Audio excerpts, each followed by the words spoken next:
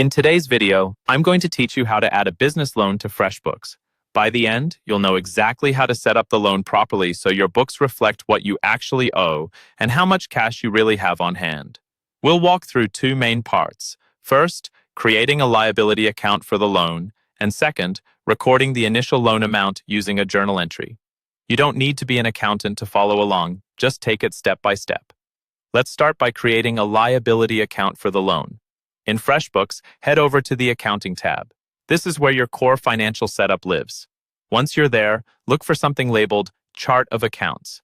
The Chart of Accounts is basically the master list of all the categories you use to track money in and out of your business.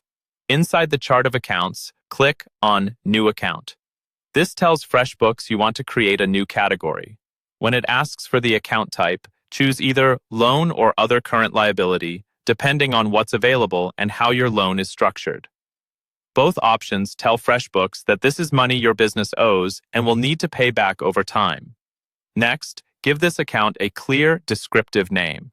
For example, you could call it bank loan, business loan, or something like equipment loan if it's for a specific purpose. The key is to name it in a way that you and anyone else looking at your books will instantly know what it is.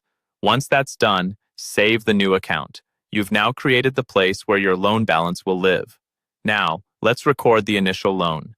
Go back to the accounting area and look for the journal entry section. This might be under accounting or a similar menu, depending on your version of Freshbooks. Create a new journal entry and make sure the date matches the day the loan money actually hit your account.